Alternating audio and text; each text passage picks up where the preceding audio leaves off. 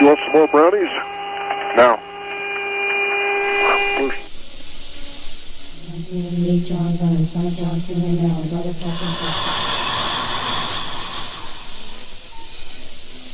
Right, is anything particularly you want to talk about? Well, the answer is not really. What about yourself? There's only one thing I can think of, and that is the astonishing Jessie Lee Peterson, who Oh my God! I have introduced you to now, haven't I? You certainly have. That is amazing. That has amazing. Amazing. Well, that's his catchphrase. Amazing. Lesbians. Oh, yeah. Beta. He shouts beta. He's incredible. He's obviously had a hair lip, hasn't he? He's had and he's had that stitched up, and he has got a bit of a static face, hasn't he? I mean, yeah. At first, I thought it was like somebody blacked up. To be honest, he's a black guy who detests black people. He's like a black Alf Garnett, an American black Alf Garnett. It's quite remarkable. Them goddamn blacks down the road. They're so lazy. I expected him to pull his mask off, and there's Sacha Baron Cohen. It's incredible. Because he's like somebody's created this character. If people don't know we're talking about this guy called Jessie Lee Peterson. Just Google biggest fucking moron in the world. And he will appear. He does a show, like a podcast. Sometimes he's doing it in like a studio, isn't he? But other times he's in this crappy TV studio. Well, it's his sort of his own studio. But he's got a bit of an audience, hasn't he? That usually storms out. Most of his guests storm out. But at first, I found him quite funny because he'd start off like very disarming. He'd get these guests on first. So we'll just ask him a few normal questions, and then he'll drop like a bombshell. Why are black people so evil? It's amazing, isn't it? Because he is right wing. The right would probably describe him as a useful idiot, wouldn't they? Oh God, yeah. Because he probably does say a lot of the stuff they want to say, but wouldn't get away with it. But he is like this shock jock type. Donald Trump is the great white hope. Oh God, I was listening to him today, and he was going on about there's no racism, there's no sexism, there's no homophobia-ism, and there's no Islamphobia-ism. It's incredible. He was basically saying that. He believed. He even said that he didn't even believe the KKK were racist. Yeah, I saw that. That was the Kaczynski interview, wasn't it? Yeah, I love the Kaczynski. Yeah, he's good. I've never seen that guy before, but I liked him because, like you say, he was laughing at some of the ridiculous stuff Jesse was saying. He's kind of good friends with the Deep Fat Fried lot and the TJ Kirk and they were quite they do quite leftist stuff, but they're kind of quite controversial. They put it out there with, and they're quite fierce, quite ferocious. They kind of tend to be kind of ferociously secular. They're all atheists. Very strong on that front. But Cal Clancy is the most sort of reasonable out of all of them, and I think he's got a lot of followers on YouTube. He's got a big YouTube channel, actually. He's quite influential, and he's appeared on Joe Rogan many times and stuff. So he's quite a strong voice for the left, actually. The proper left, not the stupid radical identity politic obsessed. Yeah, no, not at left. All. I think he was a big advocate of Bernie. Economic policy left, the idea of changing America to sort of a kind of New Deal idea, to creating jobs through infrastructure and stuff. I mean, America's going to collapse for its infrastructure eventually. It's not getting the kind of redevelopment that it should have, and it's literally under fire all the time because it's also got all these sort of global warming issues going on, massive forest fires. It's the part of the problem is that Kyle Kalinske understands, I think, is that there's a massive problems that capitalism alone can't solve, that we are going to need to have. Yes, maybe, we are going to need, in some ways, the sort of capitalist structure to continue, but we are also going to need to look at social programs to improve things greatly for people. If we just got to do it. I mean, even the Tories in this country are sort of understanding that. There needs things to take place, otherwise it's just going to fall to bits. And how do we stop really, really wealthy people just hoarding it away and not really using that incredible wealth for the greater good? That is a huge moral question, isn't it? I think. Yeah. And someone like Jesse Lee Peterson, he is a fantastic diversion from that. Like you were saying about the right, love him, but they probably love him because he's a diversion from like what actually needs to be done. Things that really need to take place. Amazing. He's a pastor as well, isn't he? So whenever somebody's sort of beat him in an argument, he goes down this line of, "Are you a Christian? You a Christian?" And usually, if he's debating somebody on the left, like Karl Kalinske, he'll say, "Well, no, I'm not. I'm an atheist." And he'll be like, "What? You're evil." You're so he evil. has this very binary view of if you don't agree with him, you're evil, or if you're not a Christian, you're evil. And that's what he says about why he doesn't see racism, because he says there's only two types of people in the world. There's the people that are on the side of the angels, and there's the people that are evil. So if you're not with me and with God, I think he believes it in a way, because he can't seem to get his head around the idea that you can just not want to kill people unless you're scared of God. Do you know what I mean? He seems to find it quite difficult understanding where people would get their morality from if it wasn't from God. I think it's amazing because I think he's the archetypal uber Christian who tries to sort of simplify everything down to its base level. So he actually says that everything is black and white to him. There are no grey areas. But we all know, and this is why there's no, but it is banging. Anybody arguing with him is banging their head against a brick wall, because he just will come out. He just comes out with his statements and look kind of smug, having said them, and that's what he does. And it is quite funny. He is like a provocateur, isn't he? He's there to get a rise out of people. Absolutely, yeah.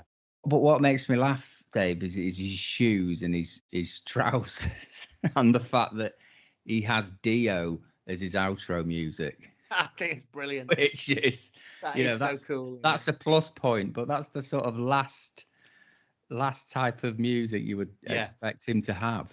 Yeah, exactly. You'd think he'd have some gospel music. The whole setup of his show is just fascinating, isn't it? It's like the old joke of the sort of Richard Pryor or Eddie Murphy joke of the black guy that was so like the Republican black guy that was so straight he was whiter than the whitest guy. He liked all the white music. He liked to play golf. It's like Fresh Prince of Bel-Air sort of stereotype of the Carlton who's dead stiff and straight. I never watched it actually. And Ivy League, he's the Ivy League kid. He's like whiter than white. Couldn't believe it when some coppers like pulled him up one time, which I thought was quite funny, and put him in the clink because they thought they might be drug pushers. But does Jesse even realise he's black? He's so down on blacks, isn't he? And often like people will go, "Well, Jesse, you're black," and he'd be like, "Exactly. No, I'm not." Well, he won't say no, I'm not. But what he really does. But I'm not evil like you. What he does is identify himself as a ultimate. We live in the identification age, don't we? Which is crazy. I'm with him on that. I am. I think sometimes he calls out some people that need to be called out. Yeah. But he has this thing about all blacks. You're always complaining and blaming white men, and you're just lazy. It's just ridiculous. It is ridiculous. The danger is, and this is the argument that the left would put in, and if you listen to sort of like the Deep Fat Fried boys. I mean, like TJ Kirk's. I like TJ Kirk a lot, and Paul's Ego and Scotty Kirk. If you ever get I don't know if you've listened to Deep Fat Fried, Lee, but it's quite I haven't cool. Actually. I've not listened to it for a while, to be honest with you, because I've been listening to other things. Some of it are quite controversial, but I was quite an avid listener of Deep Fat Fried. I did quite enjoy it because they really, really hate the sort of right-wing movement and the right-wing. There's a real kind of online battle with people like the TJ Kirks, to some lesser extent, someone like Karl Kalinske, to the the Ben Shapiro kind of world, you know. Well, Ben Shapiro is somebody I do watch because, you know, and I don't like to sort of agree with him, but I often find myself agreeing with him because he's very good at arguing. You know, he's very good.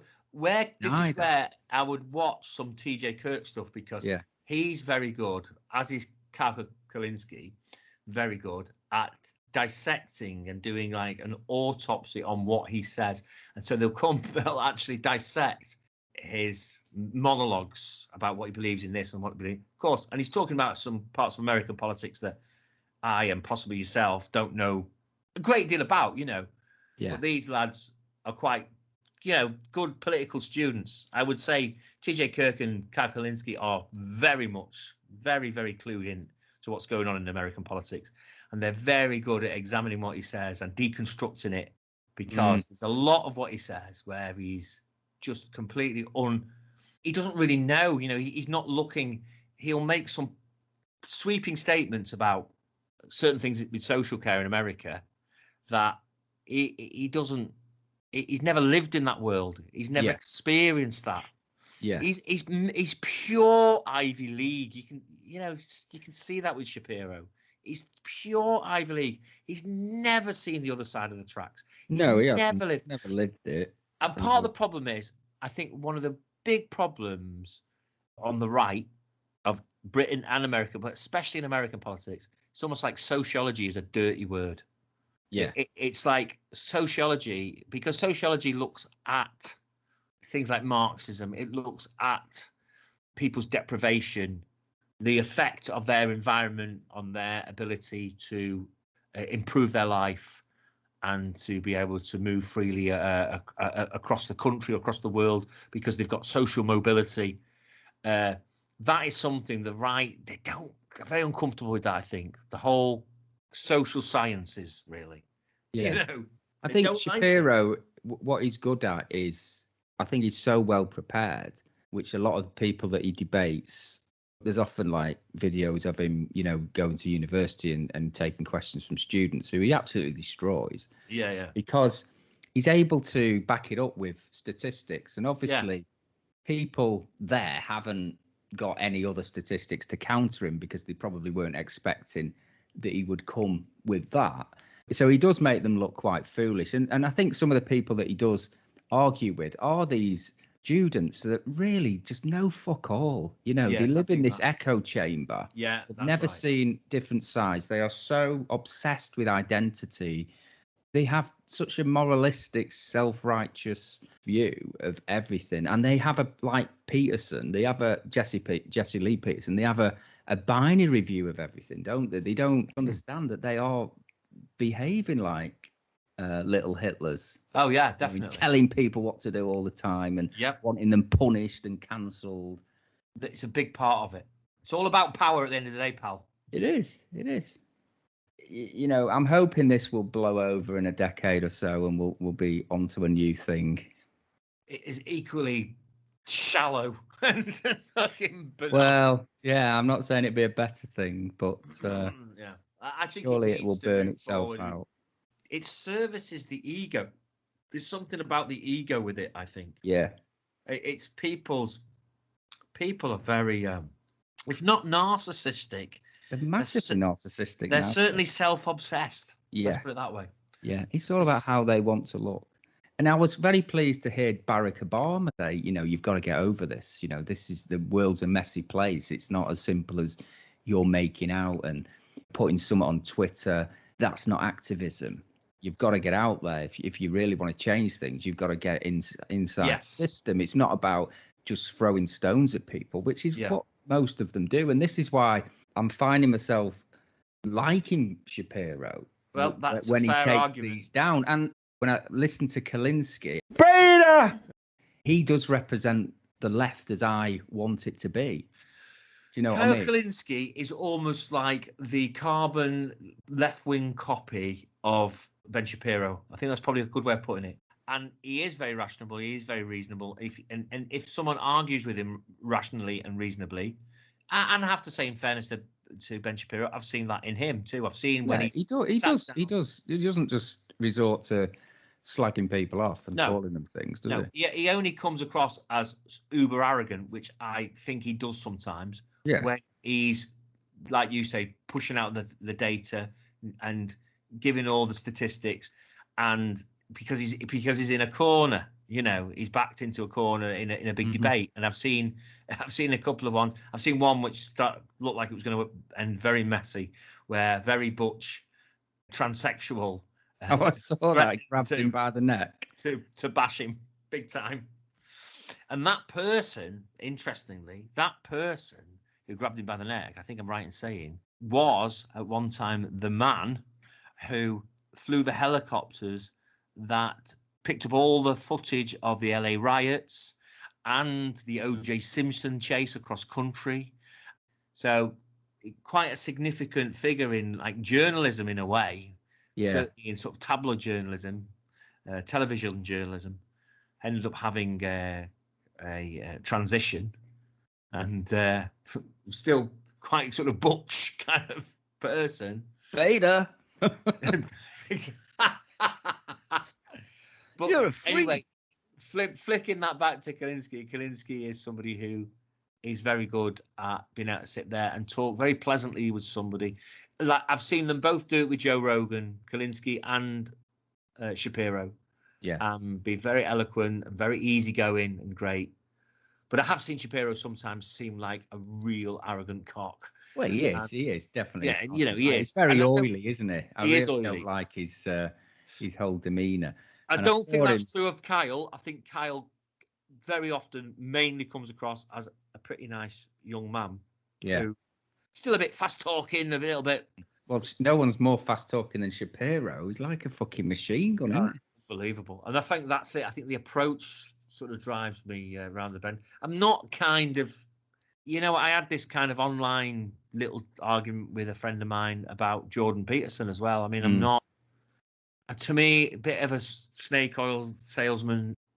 I think he's just another Tony Robbins, really. It's a self-help guide, isn't it? Really. Well, he is a clinical psychologist. That's the position he comes from. Everybody tries to categorize him and say he's political, but I don't think, because he's said some things that have challenged the correct view, if you like, people have called him right-wing, which he's certainly not. I mean, he's not left-wing, and he has this fixation on attacking Marxism, which I found very interesting, really, because I've always sort of thought, well, probably Marxism has a lot going for it if it's done right, and this is what so I like certain people that are Marxists. Like, I'm a big fan of Mark Fisher, who was this cultural theorist, is this British guy who's wrote loads of brilliant stuff. I would really recommend him. And he critiques music. He's dead now, unfortunately. He hanged himself a couple of years ago because he suffered really badly with depression, but he wrote this really good essay about call-out culture in about 2013. It's called Exiting the Vampire Castle. I'd recommend anybody to read it. So he's this guy who's always on the left, but he could see very early on the problems that the left were developing and how there's a sort of battle within the left. So I like him on one side, who probably lent towards Marxism. But then I'm hearing Jordan Peterson say it's the most evil thing that could possibly be.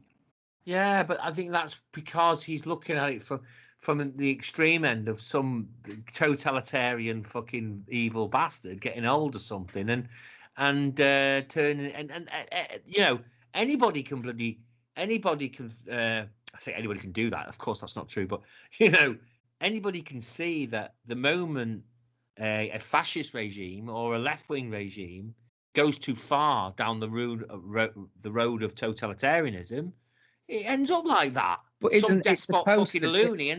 Supposed to be on Stalin, Cambodia, and all that? Isn't that supposed to be following Marxist principles? Yeah, but Marxist. So you've got to say he's got the evidence that suggests Marxism. Yeah, of course. It's not good. It's inherently. But what's the other side of the argument that you let that you believe in a very right-wing kind of approach to the world, where and you believe you don't necessarily have to believe in either. I don't think. No, not at all. But what I'm saying is that the principles I think this is what's really unfair when someone like Peterson talks about that with Marxism, because like you were saying about Fisher, he's like, the principles of Marxism are great, but we should look at the mistakes made to where Marxism has fallen, where its huge pitfalls are, which is if you've got a all-powerful committee dictating what needs to take place for the fairness of all, that can go terribly, terribly wrong. We need democracy. We need democracy with some Marxist principles. And there's nothing wrong with saying that, but it's like you cannot say that because some Marxist principles mean some form of socialism. But socialism, again, and Marxism need to be controlled under democracy. Otherwise, you end up with Putin. And Putin isn't a Marxist. Putin's a fascist because Putin believes in the free economy now. Russia's spun on its head. Russia is spun on its head. And I say to Mr. Peterson and whoever else, which is more evil? Which is more evil? They're all the fucking same. It's the same thing. We're in danger of it in this country because we've got this crazy fucking blonde, floppy-haired bloke. The Great White Hope. Who is a second-rate journalist who overuses metaphor. He really should just have a YouTube channel like Jesse Lee Peterson, who's running Britain with a massive mandate because we had a thing called Brexit, which is a completely made-up load of nonsense. And because of that, they've got this massive mandate. And we cannot, at this moment in time, get him to stop doing whatever he wants. So he doesn't sack anybody at all. Nobody gets sacked in his government because there's no pressure from the opposition because we have a very weak democracy. And this can lead then to a form of fascism. Yeah, definitely. And if it was the other way, if it was the other way round, I'd be saying exactly the same thing, worrying about Jeremy Corbyn being a totalitarian Marxist leader.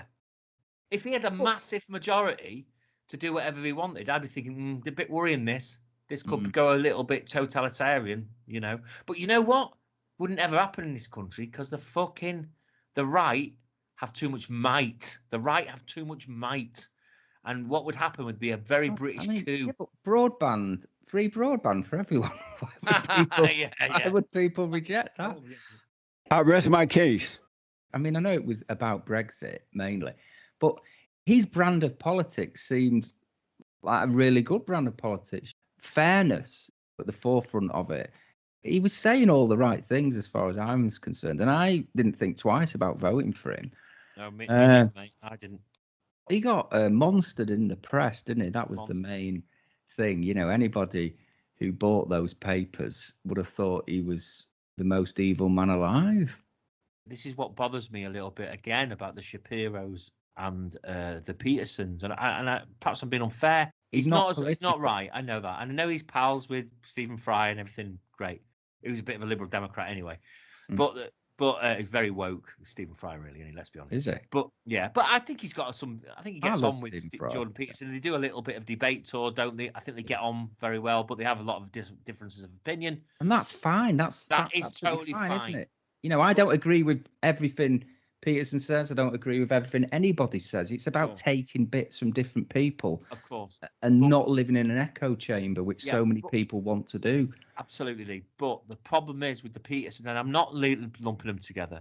The problem with the Peterson thing and with the Shapiro thing and with many others who are, let's say, on the right, a little bit on the right side of politics, or let's say what most people think of the safe side of politics, right? They're okay. They're user-friendly. See what I mean? Because we are totally dictated by the right-wing press. So it's okay every now and again to have Ben Shapiro even on the BBC, But if you go to extremities that are troubling to the right-wing press, then there's no one gets and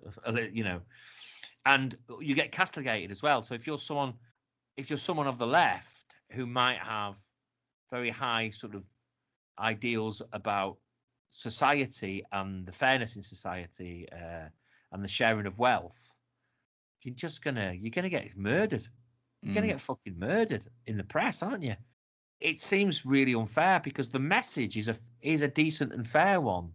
I think what people have said about Peterson on Marxism is that he is being quite disingenuous, or he's not being accurate in the way he's describing Marxism. Because that's my point. I went around. A lot of people will say, when they look at Stalin and they look at other places where communism, Marxism, whatever has supposedly happened, they always say, well, that's not how it's supposed to be. You know, they're not doing it right. And obviously Peterson seizes on that, saying, well, you know, they would say that because they're trying to defend something that's indefensible. This is the thing. You teach kids the pure principles of Marxism in a junior school, and they'll go, well, that sounds great. That sounds fair. I was a learning support assistant in a classroom. I'm very fortunate, actually, because I was with a health and social care class. Bunch of nice young people who are going to become nurses, Lesbians, or work in health and social care. Very big round here where I live, and popular course to take, right? And the lecturer in question that I was working with, Tracy, she was big on having a guest lecturer come in to discuss sociology with the students, and one of the lessons was on Marxism, and every single student thought it was a good idea. Yeah. And she went on to say very candidly amongst us all that she'd been teaching it, I think she said, in Altrincham Grammar School, right, where they are thinking of taking it off the agenda for next year. And she said that's not uncommon. Most schools now are not teaching Marxism to any of the kids, seen as dangerous. And it's absolutely outrageous, because I remember doing modern world history. I think it was modern world history where we touched on Marx. We more than touched on Marxism. We talked quite at length at school about Marxism, the pros and the cons of it, what went wrong with it, right, in modern world history. It's an ideology. It's like a utopian ideology in a way, isn't it? Yeah. It isn't going to happen. It's never going to happen. Well, that's why this going back to Marx. It's worth striving for. Yeah. It's worth striving to get close. To cram a bit of it in. Yeah, or cram a bit of it in. It's the bastardization of some interesting philosophies. This is part of the problem, isn't it? They get bastardized, they get corrupted, they get taken over, and they get taken over quite often. These ideologies and theories and philosophies, they get taken over by totalitarian nut jobs. Yeah, simple either as. From the left or the right. Or exactly, either way, and it ends up pretty much the same shit. Are you a Christian? We all have some right of centre ideas, and we all have some left. We all have some quirky, interesting ideas. Let's put them in the pot. We're so defined by this strong idea of left and right. Can I just tell you quickly one great story, anecdotally, which is the epitome to me of the Marxist ideal, a socialist Marxist ideal. And it was watching a Michael Moore documentary where he spoke to this baker in America who decided that he thought, well, I earn quite a lot of money and the bakery is successful, but I could live on less. I don't know why I don't need to be paying myself 200 grand a year, which I could do. So what he decided to do was he thought, well, I've got a really good workforce here. I think they should all be on good money. He thought, well, I can live on 60 grand a year, and I reckon I could just about pay the workforce 60 grand each, right? So he paid them 60 grand. Not one of them missed a fucking day off work that year, right? Yeah. The increase in business was incredible. Went through the roof. I'm not surprised, Dave. You look after your staff, they look after you. It's quite a simple principle, isn't it? It's the greatest principle of what Marxism could be a revolution in business. Because most businesses, they're treating the staff like a statistic all the fucking time. And that's the corporate world that's done that. The corporate world. I mean, I work within the corporate world. I see it firsthand. Yeah. It's great when you're getting valued, which most of the time I am, because I can do various tricks in work and I know I'm very experienced in it, right? But it's like that. right, not needed now. Thank you very much. It's like being on the fucking docks on the waterfront where Johnny Friendly's mob turn around and say, we only want 10 today. The rest you can fuck off. You know? Yeah. But you have a good skilled workforce and you treat them well and you pay them well. What's wrong with that? You know, everyone's a winner. Everyone's a winner, mate. And this guy was saying, well, I'm happy. We're all happy. We all like each other. I'm treated like bloody gold dust because I'm the guy who said, look, I want you all to have a fair share. Yeah. So I feel great. These guys feel great. I don't feel like I'm missing out on anything in my life. It's like, wow. And it was the great eureka moment watching that. I was thinking, God, if I had the wherewithal to have a business and could do that, that would be an amazing thing to do. Because you just know that everyone would be so on your side. Yeah, yeah. Just going back to what we're saying about Marxism not really being a possibility anymore, is that Mark Fisher wrote a really good book, very critically acclaimed, called Capitalist Realism. Is there really no alternative? And he talks, not read it, but he talks about how people still hanker after it, but it's just not going to happen now. We're too far into. Oh, I agree with that. Capitalism totally. Now, and yeah, I totally agree with that. People will never ever go back to that. But and this links into Hauntology, which he talks a lot about. He's a very good writer on Hauntology. Yeah.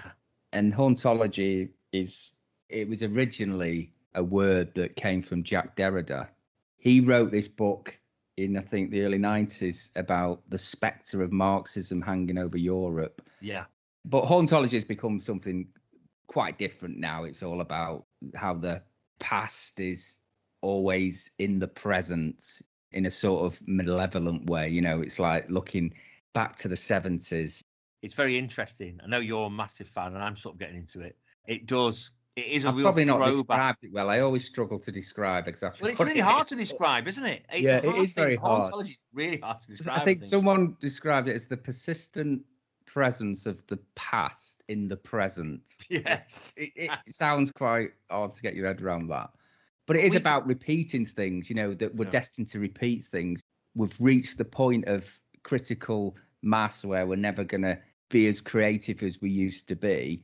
So we just end up repeating it. Everything's retro, everything's nostalgic, and but Hauntology's got a more hauntings, malevolent thing to it. You know, not pleasant.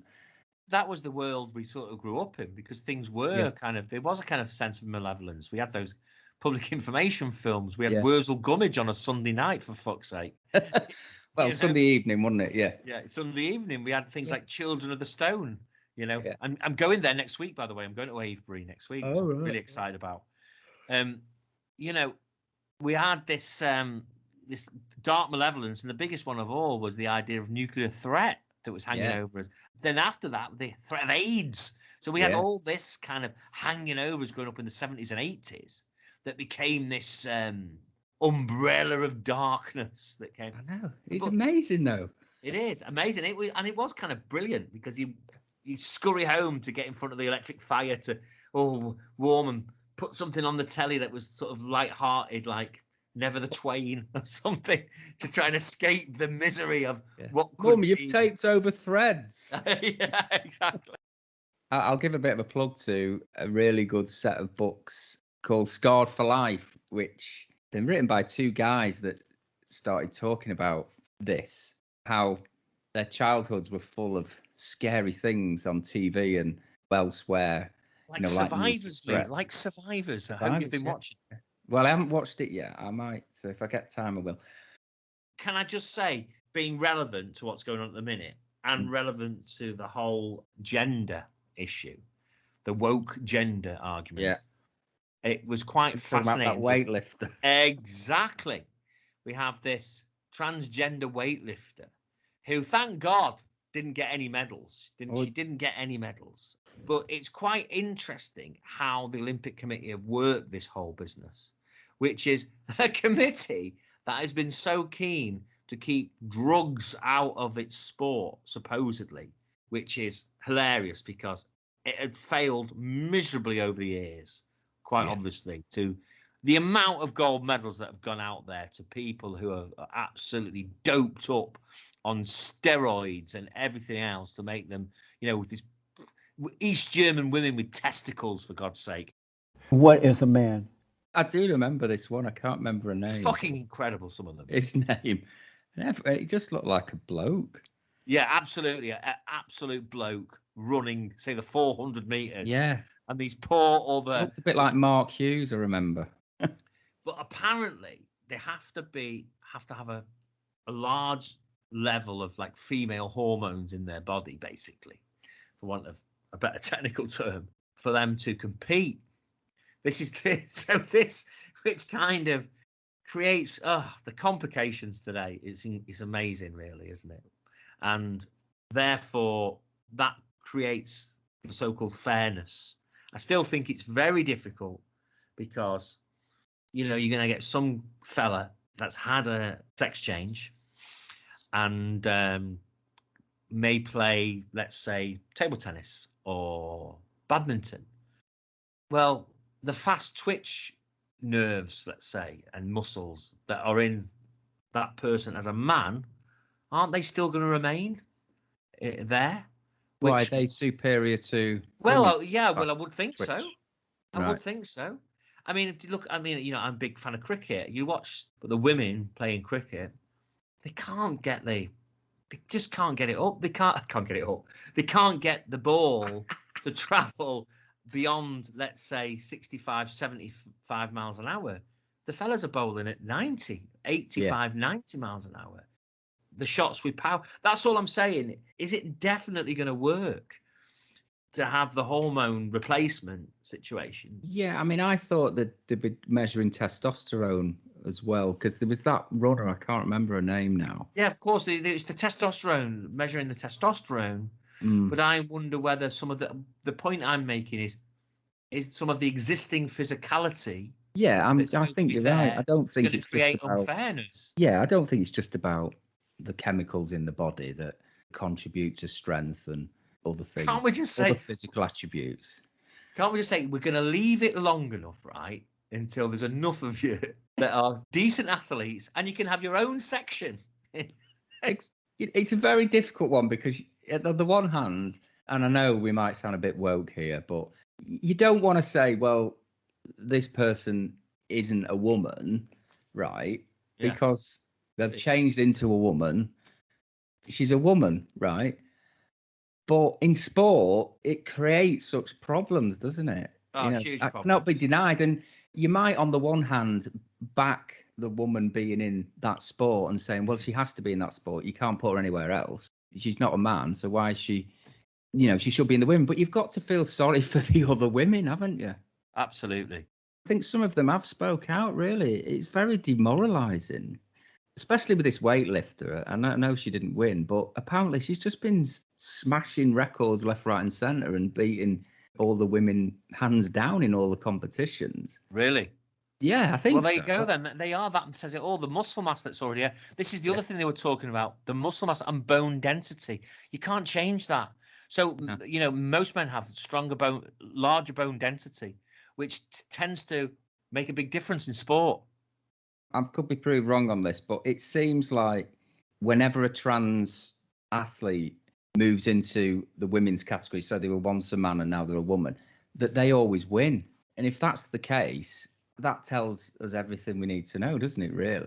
Well, it just doesn't work, does it? Because if it was to happen, if the shoes to fall on the other foot, and it's a woman who becomes a man and then becomes an athlete, she's not going to be able to compete. There's going to be no competition. I would bet my life on. I would bet my life on. They, in an event that is either about fast running or even anything, slowish running, like the 10,000 meters, Do you think football, or they will never ever get to the top. Never. It's not going to happen. And the only way it'll happen if there's wonder drugs, which defeats the whole idea. Again, this is the argument, defeats the whole idea of the Olympic Games. Mind you, the Olympics is bonkers, isn't it? Let's be honest. I've not been watching any of it, to be honest. I saw a bit of skateboarding tonight. Well, this is what I mean. The thing is, I said it on Facebook today. I mean, I call them the shitehawk sports, right? Yeah, I know, I saw that. Because, I mean, come on. It's the only time you ever watch 3-on-3 basketball, please.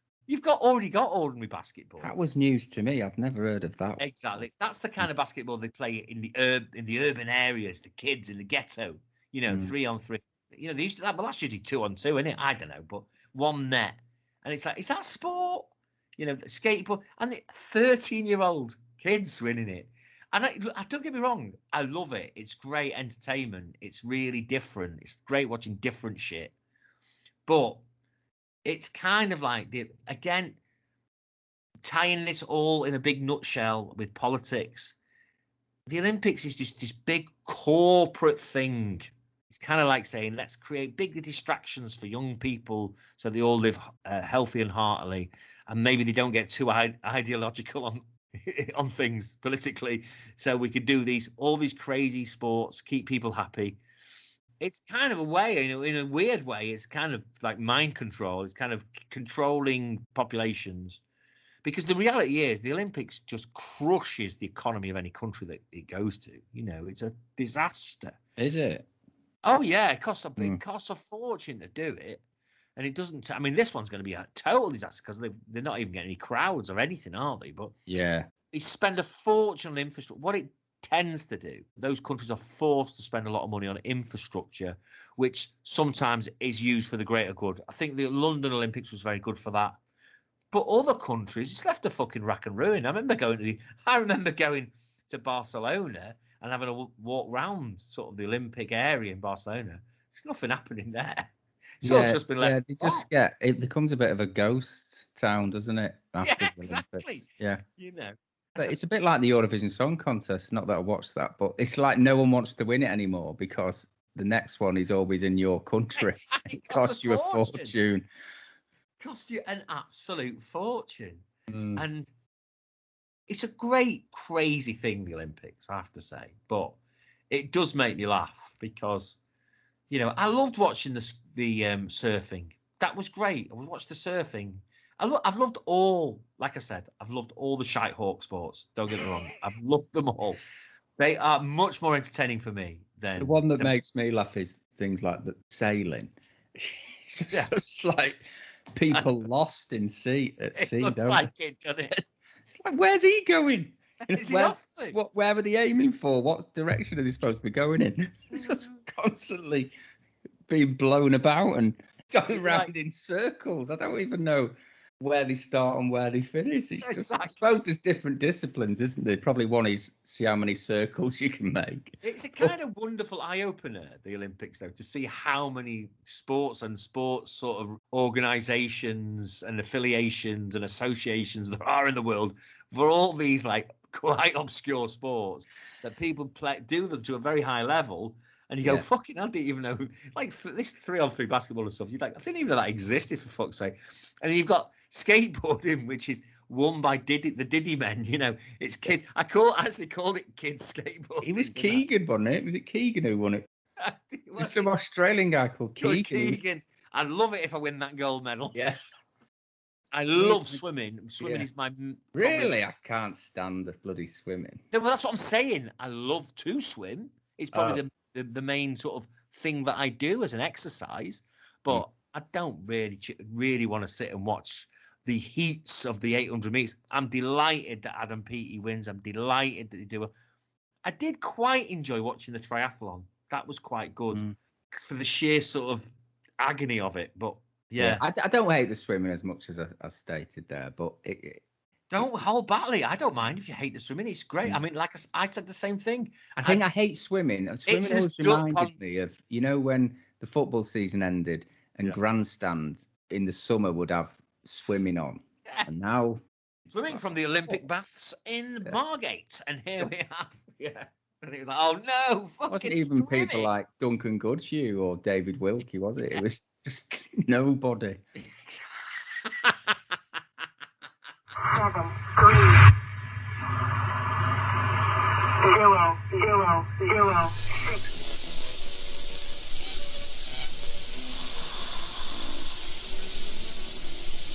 The girlfriend of somebody I know, I was watching her the other day and watching her eat, and she's had her lips done to such an extent I couldn't tell from a profile angle whether she was eating with her mouth open or not, because all I could see was these sort of big flapping lips. Slut. Was she eating a trout as well? Satan is your daddy.